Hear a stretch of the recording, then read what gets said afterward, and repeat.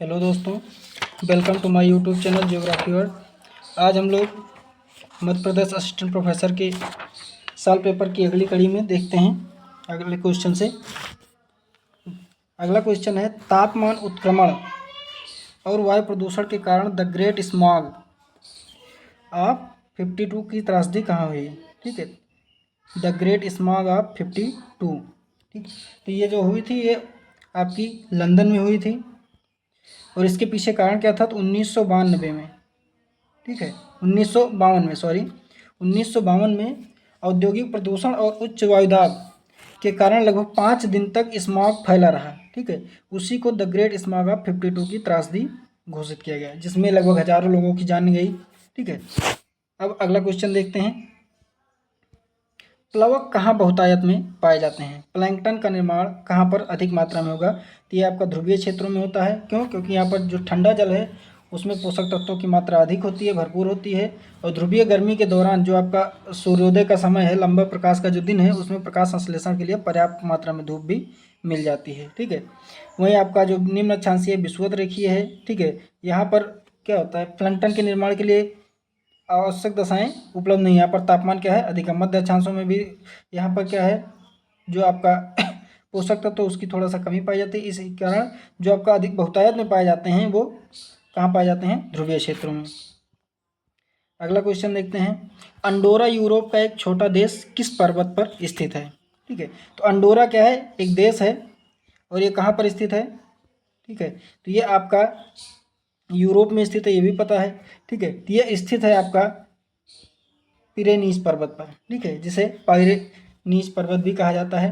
ये एक भू आबद्ध देश है जो फ्रांस और स्पेन के बीच में है। ठीक है, एक तरफ फ्रांस है और दूसरी तरफ स्पेन है।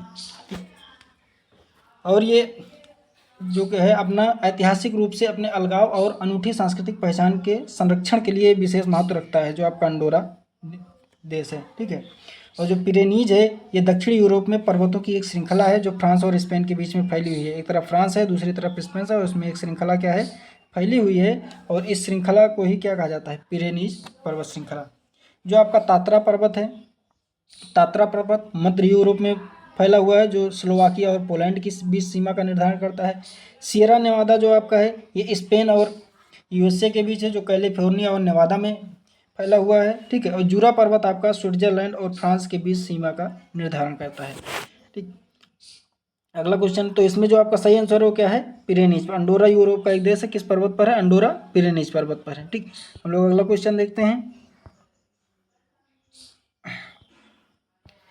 कार्ल सौर, इसमें देखिए सुमेल करना है। कार्ल सौर, डेविड हार्वे, रजल और एनजे जॉनसन। देखिए कार्ल सौर को जानते हैं, कार्ल सावर के नाम से भी जाना जाता है इन्हें। ठीक है, इसका संबंध किससे है? सांस्कृतिक भूगोल से है। रेडजल को आप जानते हैं राजनीतिक भूगोल से है।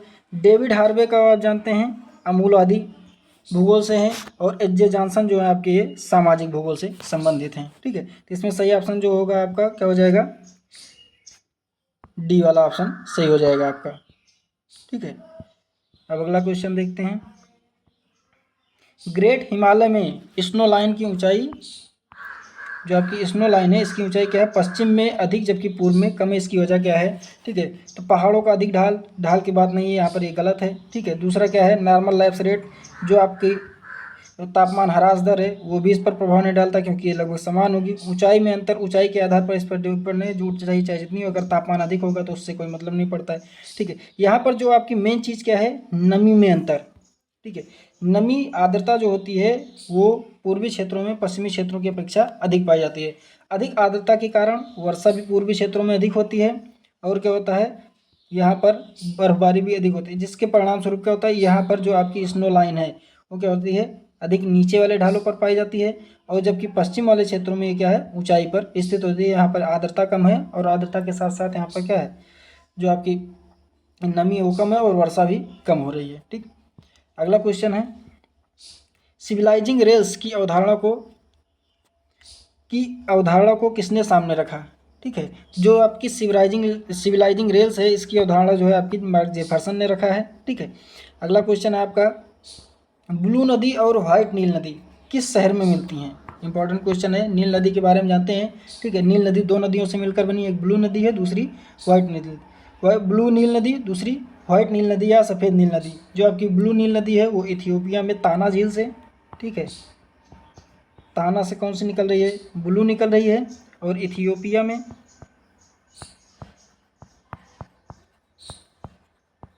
और जो आपकी व्हाइट नील नदी है ये कहाँ से निकल रही है, युगांडा में विक्टोरिया झील से, ठीक है। और दोनों यहाँ से निकलने के बाद आकर सूडान के खार्तूम में, ठीक है, दोनों आपस में मिल जाती हैं। खार्तूम जो है इसी के संगम पर ही बसा हुआ है, जो आपकी नीली व्हील और सफ़ेद व्हील के संगम पर बसा हुआ है, ठीक। इस प्रकार जो आपका है कि नील नदी किस शहर में मिलती है, ठीक। अब चूंकि इससे क्या है भाई, खार्तूम आपका बसा कहाँ है, नील नदी, ब्लू नील नदी और व्हाइट नील नदी के संगम पर खार्तूम बसा है, जो कि क्या है, सूडान की राजधानी है, ठीक। आसवान क्या है, ये नील नदी पर बनाया गया एक बांध है जो दक्षिणी मिस्र में है। और ओंदुरमन क्या है, ओंदुरमन खार्तूम के पास एक शहर है जो सफ़ेद नील पर बसा हुआ है। और अलगीजा मिस्र में क्या है, मिस्र का एक शहर है जो काहिरा के पास है, और इसी में गीजा का पिरामिड जो है आपका स्थित है, ठीक। अगला क्वेश्चन देखते हैं, भारत में वृद्ध जनसंख्या का प्रतिशत क्या है, ठीक है। तो भारत में जो वृद्ध जनसंख्या का प्रतिशत है वो आपका 5 से 8% है। 2011 की जनगणना के अनुसार भारत में लगभग 104 मिलियन, ठीक है, 104 मिलियन वृद्ध लोग थे, जो कुल जनसंख्या का लगभग 8.6% है, ठीक है। इसके आधार पर जो आपका वृद्ध जनसंख्या का प्रतिशत वो क्या होगा, 5 से 8%, ठीक। अगला क्या है, जनसंख्या के माल्थुसियन सिद्धांत में कौन सा सकारात्मक रोक नहीं है, ठीक है। देखिए माल्थस ने क्या किया है, 1928 में अपनी एक पुस्तक लिखी जिसका नाम क्या था, जनसंख्या के सिद्धांत पर निबंध। और उसमें इन्होंने क्या बताया कि जनसंख्या जो है वो आपकी घातीय क्रम में, ठीक, घातीय क्रम मतलब 2, 4, 2 दूनी 4, दूनी 8, दूनी 16 इस प्रकार बढ़ रही है, ठीक है। और वहीं जो आपकी खाद्यान्न है वो 2, 3, 4, 5 इस क्रम में बढ़ता है।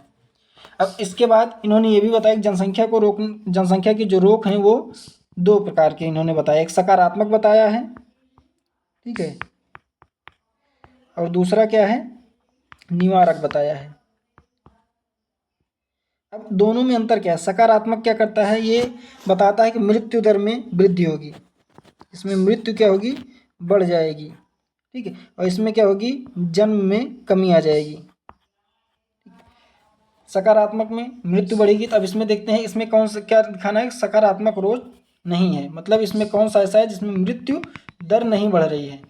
गरीबी के कारण क्या होगा, मृत्यु दर बढ़ जाएगी, कैसे भाई, गरीबी बढ़ेगी, भुखमरी बढ़ेगी, विभिन्न प्रकार की समस्याएं आएंगी जिसके माध्यम से मृत्यु दर बढ़ जाएगी।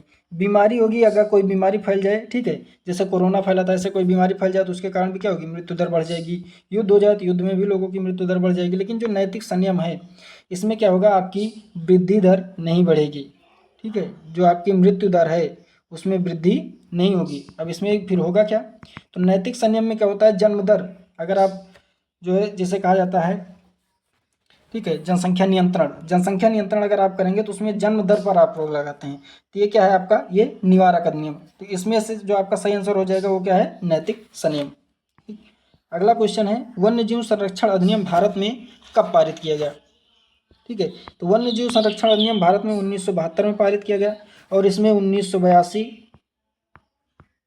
उसके बाद 1986, फिर 91, फिर 93, फिर 2002, फिर 2006, इसमें क्या किया गया, इन वर्षों में लगातार संशोधन भी किया जाता रहा। और संशोधन किस आधार पर किया गया, इसमें जो नए नए खतरे आ रहे हैं वन्य जीवों के संरक्षण में, ठीक है, उसके बाद जो संसाधन की नई नई तकनीकें आ रही हैं, संरक्षण की नई नई तकनीकें आ रही हैं, उसके लिए इसमें लगातार क्या किया गया, संशोधन किया जाता रहा। अगला क्वेश्चन देखते हैं, इटली में खून वर्षा या ब्लड रेन का कारण क्या है, देखिए वायु प्रदूषण के कारण तो ब्लड वर्षा होगी नहीं, ठीक है, और स्पेशली क्या है, इटली की बात की जा रही है। तो इटली में जो आपका खून वर्षा है वो सिराको नामक स्थानीय पवन से होती है। सिराको क्या है, एक स्थानीय पवन है जो कहाँ, उत्तरी सहारा से चलती है, ठीक है। और ये चलती है जब भूमध्य सागर में पहुंचती है तो भूमध्य सागर में आर्द्रता ग्रहण करती है। भाई यहाँ से चलेगी, भूमध्य सागर है, यहाँ पर इसने आर्द्रता ग्रहण किया और उत्तरी सहारा में से क्या है, रेत अपने साथ रेत और धूल को लेकर चल रही है, तेज हवा है, ठीक है, गर्म शुष्क हवा है। यहाँ पर आई आर्द्रता ली, आर्द्रता लेने के बाद जब ये इटली में पहुँचती है तो इटली में ये बारिश कर देती है, जिसके साथ इसमें जो रेत है और जो धूल है वो लाल रंग की रेत और धूल इसमें नीचे इसके साथ गिरती है, जो जल के साथ घुलकर लाल रंग का निर्माण कर दे, जिससे इसे खून वर्षा कहा जाता है। ठीक। दूसरा जो फान है, फान क्या है, आपकी आल्पस पर्वत के साथ सहारे चलने वाली एक हवा है। वायु प्रदूषण एक प्रदूषण है, प्रदूषण के माध्यम से ग्लोबल वार्मिंग आप जानते हैं, लगातार जब तापमान में वृद्धि हो रही, वैश्विक तापमान में जो वृद्धि हो रही उसके कारण जो घटना हो रही है उसी को ग्लोबल वार्मिंग कहा जाता है। ठीक। तो इसमें जो आपका सही आंसर है वो क्या है, आपका डी आंसर है, सिराको। अगला क्वेश्चन है, भारत के उत्तरी मैदानों में, ठीक है, भारत के उत्तरी मैदानों में घने बसाव में शूद्र जो निम्न जाति हैं जिनके देवता यम है, गांव की किस दिशा में रहते हैं। ठीक है। तो ये क्या है, ये आपके दक्षिण की तरफ रहते हैं। भाई जब बसाव होता है तो उत्तर दक्षिण पूर्व पश्चिम होता है ना, तो इसमें जो आपका दक्षिण है, दक्षिण दिशा में शूद्रों को बसाया जाता है। अगला question, false colour composite, false colour composite में निर्मित क्षेत्र को किससे दिखाया जाता है। निर्मित मतलब कहीं पर अगर कुछ निर्माण हो रहा है, ठीक है, तो निर्माण वाले क्षेत्रों को किससे दिखाया जाता है, लाल रंग से दिखाया जाता है। अब इसके बाद इसमें जो हरा रंग है, हरा रंग किस लिए प्रयोग किया जाता है, सही आंसर आपका लाल है, लेकिन हरा रंग किस लिए प्रयोग किया जा रहा है, तो हरा रंग जो है आमतौर पर मध्यम वनस्पति को, ठीक है, इसमें मध्यम वनस्पति वाले क्षेत्रों को प्रदर्शित किया जाता है, जो आपका हरा रंग है। काला से गहरा नीला जो है ये जल निकाय के को प्रदर्शित करता है, ठीक है, ये जल निकाय को प्रदर्शित किया। जो आपका नीला रंग है ये विरल वनस्पति को प्रदर्शित कर रहा है, ठीक है, ये विरल वनस्पति को प्रदर्शित करता है आपका नीला रंग। ठीक। इस प्रकार जो आपका सही उत्तर होगा वो क्या है, लाल रंग है। अगला क्वेश्चन देखते हैं, ऑन्टोग्राफी दर्शन, ठीक है, ऑन्टोग्राफी का दर्शन जिसे ऑर्गेनिक हाफ ऑफ जियोग्राफी की व्याख्या करता है, ठीक है, यह विचारधारा किसने शुरू की, तो यह विचारधारा WM डेविस ने शुरू की, ठीक है। जो आपका ऑन्टोग्राफी का दर्शन ऑर्गेनिक हाफ ऑफ जियोग्राफी जो है ये क्या करता है, ये इसकी भी जो विचारधारा शुरू की वो WM डेविस ने शुरू की। अगला क्वेश्चन, मुंबई और पुणे में प्राप्त वर्षा की मात्रा में अंतर का कारण कौन है। मुंबई और पुणे में जो वर्षा हो रही है उसमें दोनों में अंतर पाया जाता है। मुंबई में अधिक वर्षा हो रही है और पुणे में कम वर्षा हो रही है। उसके पीछे कारण क्या है, तो उसके वो उस कौन सी वर्षा का प्रकार है, तो पर्वतीय वर्षा है। क्यों, क्योंकि देखिए यहाँ पर जो आपका पश्चिमी घाट है, पश्चिमी घाट के पश्चिम में मुंबई पड़ता है और पूरब में पुणे पड़ रहा है, ठीक है। अब मुंबई की स्थिति क्या है, ये समुद्र तट की ओर है और पर्वतमुखी ढाल पर है, पर्वत उन्मुखी ढाल पर। जैसे इधर से ये आपका समुद्र है, अरब सागर है, अरब सागर से जब हवाएं चलती हैं तो ये पर्वतों से टकरा जाती हैं, ठीक है। इस पर जब चढ़ती है तो यहाँ पर मुंबई में वर्षा कर देती है। वहीं पुणे क्या है, इस पर्वत क्षेत्र के दूसरी तरफ है, यहाँ पर ये हवाएं क्या होती हैं, ऊपर जब चढ़ती थी नीचे उतरती हैं, पुणे इसके बीच में रह जाता है, ठीक। तो पुणे आपका वृष्टि छाया प्रदेश में पड़ जाता है और मुंबई में वृष्टि अधिक होती है। यही कारण है कि पर्वतीय वर्षा इसका मुख्य कारण है, जिसके कारण इसमें अंतर पाया जाता है। अगला क्वेश्चन है, समान यात्रा समय लगने वाले स्थानों को जोड़ने वाली काल्पनिक रेखाओं को क्या कहते हैं, ठीक है। तो इसमें जो समान यात्रा समय रेखा है उसको क्या कहते हैं, आइसोक्रोन्स कहते हैं, ठीक है। अगला है, स्टैंडर्ड जनगणना परिभाषा के अनुसार एक मामूली श्रमिक कौन है जो कम से कम काम करता है। भाई मामूली श्रमिक किसे कहा जाता है स्टैंडर्ड जनगणना के अनुसार, ठीक। तो जो भारत की स्थिति है, भारत में जो मानक जनगणना की परिभाषा है उसके अनुसार जो तय किया गया है कि जो आपका श्रमिक है, मामूली श्रमिक है, वो कम से कम 21 दिनों से कम क्या करता है, काम करता है, तो क्या है आपका मामूली श्रमिक है। अगर 21 दिनों से अधिक करता है तो सामान्य होगा, लेकिन 21 दिनों से कम करता है तो वो मामूली श्रमिक के अंतर्गत रखा जाता है। अगला क्वेश्चन देखते हैं, स्थल पर जीवन के संकेत किस युग में मिले, ठीक है। तो जो आपका स्थल पर जीवन का संकेत मिला है वो सिल्यूरियन युग में मिला है। अब सिल्यूरियन युग माना कब से कब तक जाता है, तो 443 से 419 मिलियन वर्ष पूर्व का जो समय है इसे सिल्यूरियन युग कहा जाता है। और इसमें क्या है, शुरुआती स्थलीय पौधे, और आर्थ्रोपोड्स का उदय हुआ है। ठीक है, आर्थ्रोपोड्स का उदय सिल्यूरिन में हुआ और इसी समय से स्थल पर जीवन को माना जाता है। अगला क्वेश्चन देखते हैं, ऊधमंडलम में बसाव पैटर्न किस प्रकार का। ऊधमंडलम मतलब ऊटी।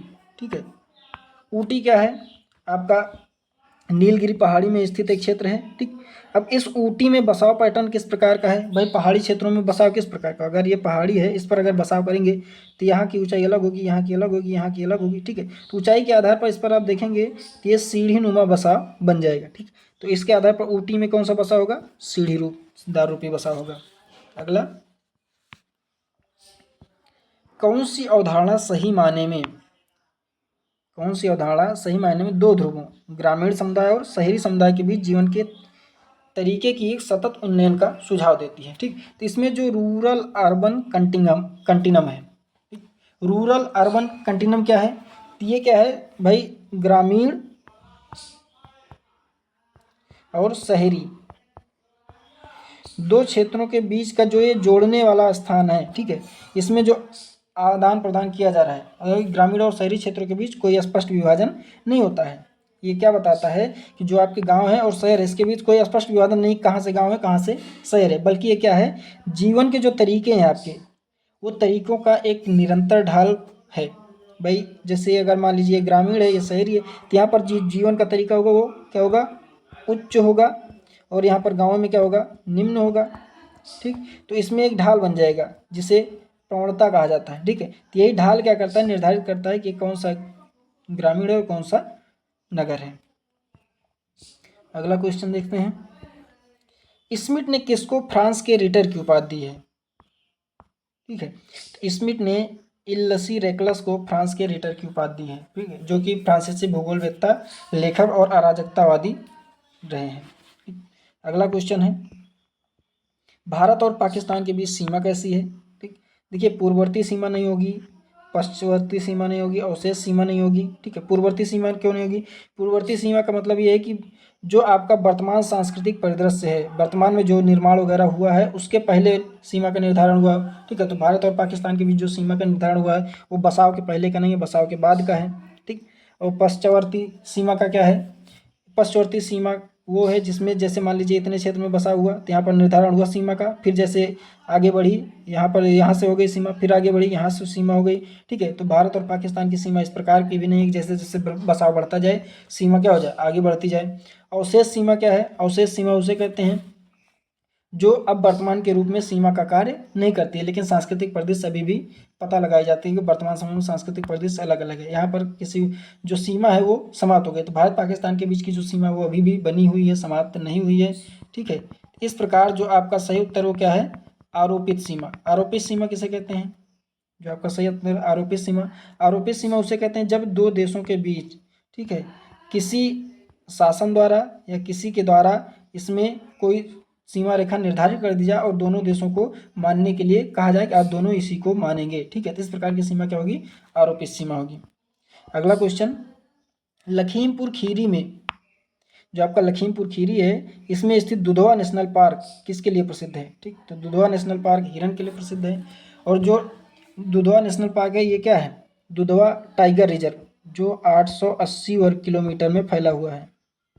ठीक, टाइगर रिजर्व ये आपका 880 वर्ग किलोमीटर में फैला हुआ है। ठीक है, इसी का एक पार्ट है दुधवा राष्ट्रीय उद्यान जो 490 वर्ग किलोमीटर में है। ठीक है, दुधवा राष्ट्रीय उद्यान जो है ये आपका 490 वर्ग किलोमीटर में है। ठीक, और ये इसी का भाग है। यहाँ पर इसकी विशेषता क्या है कि यहाँ पर दलदली हिरण, ठीक, दलदली हिरण जिसे बारहसिंघा भी कहा जाता है। ठीक, और भौंकने वाला हिरण। ठीक, तो ये जो आपका प्रसिद्ध है वो किसके लिए प्रसिद्ध है, हिरण के लिए, जिसमें आपका भौंकने वाला हिरण, दलदली हिरण जिसे बारहसिंघा कहा जा रहा है। ठीक है, तो ये सब आपके इसी कारण से फेमस हैं। अगला क्वेश्चन है, निम्नलिखित में से गलत है। ठीक है, इसमें आपको मिलान करना है कि कौन सा सही है कौन सा गलत है। इसमें जो आपका हंटिंगटन है, हंटिंगटन ने पल्स ऑफ एशिया का, एशिया क्या है, हंटिंगटन जिसे एशिया का स्पंदन भी कहा जाता है। ठीक, तो ये हंटिंगटन की रचना है। जियोग्राफी ऑफ वेलबींग ये की भी क्या है, DM स्मिथ की रचना है। ठीक, थियोरेटिकल प्रॉब्लम ऑफ जियोग्राफी, ये टेलर की रचना नहीं है। ठीक, ये किसकी रचना है? B.A. अनुचिन। ठीक है, ये B.A. अनुचिन की रचना है। और जो आपका nature and man in America, ये सॉलर की रचना है। ठीक, तो ये आपका सही उत्तर क्या हो गया? सी वाला। ठीक, टेलर जो है ये थ्योरेटिकल प्रॉब्लम ऑफ जियोग्राफी, ये क्या है? टेलर की रचना नहीं है। यही क्या है? आपका सही उत्तर है। अगला क्वेश्चन देखते हैं। निम्न में से कौन सा रकबे में सबसे बड़ा है? ठीक है, रकबा का मतलब क्षेत्र है। क्षेत्र में सबसे बड़ा कौन सा है? देखिए, सांस्कृतिक भूदृश्य क्या है? सांस्कृतिक भूदृश्य छोटा भी हो सकता है, बड़ा भी हो सकता है। तो यहाँ पर क्या है भाई, जो निम्नतम श्रेणी है उससे छोटा नहीं होगा। तो जो आपका सांस्कृतिक भूदृश्य कहीं पर भी क्या हो, पर्यावरण है, वहाँ पर मानव द्वारा कुछ निर्माण किया गया है, तो उस पूरे क्षेत्र को क्या कहा गया? सांस्कृतिक भूदृश्य। तो सांस्कृतिक भूदृश्य जो है ये आपका एक गाँव भी हो सकता है, 2-4 घरों का पुरवा भी हो सकता है। ठीक है, तो इस प्रकार ये क्या है? एक छोटा क्षेत्र है। उसके बाद सांस्कृतिक प्रदेश क्या है? इससे बड़ा है। भाई सांस्कृतिक प्रदेश में कोई मान लीजिए हिंदी भाषी क्षेत्र हो गया, ठीक है, या आपका तमिल भाषी क्षेत्र हो गया, ये इसके आधार पर हो गए, या फिर उसके निवास आधार के आधार पर, या जाति धर्म के आधार पर। ठीक है, तो इस प्रकार ये सांस्कृतिक प्रदेश क्या होंगे? एक बड़े क्षेत्र हो जाएंगे। सांस्कृतिक बिंदु क्या है? ये सबसे छोटा क्षेत्र है। जैसे मान लीजिए एक घर है, घर के आसपास जो भी निर्माण हुआ वो क्या है? आपका सांस्कृतिक बिंदु, सबसे छोटा से सांस्कृतिक बिंदु है। उसके बाद सांस्कृतिक भूदृश्य है, फिर सांस्कृतिक प्रदेश, और जो आपका सबसे बड़ा क्षेत्र है, सबसे बड़ा जो रकबा है वो कौन सा है? ठीक है, तो आपका सांस्कृतिक क्षेत्र है या सांस्कृतिक राज्य। देखिए, प्रदेश और राज्य दोनों अलग रही है, इसमें राज्य को और प्रदेश को आपको नहीं देखना है। यहाँ पर आप सांस्कृतिक क्षेत्र और सांस्कृतिक प्रदेश देखना है। तो जो आपका सही उत्तर है, सबसे बड़ा रकबा किसका है? सांस्कृतिक क्षेत्र का है। ठीक है, अब ठीक है, आगे जो आपके आगे के क्वेश्चन हम लोग नेक्स्ट वीडियो में करेंगे। धन्यवाद। वीडियो को देखते रहिए, सब्सक्राइब करते रहिए, लाइक करते रहिए।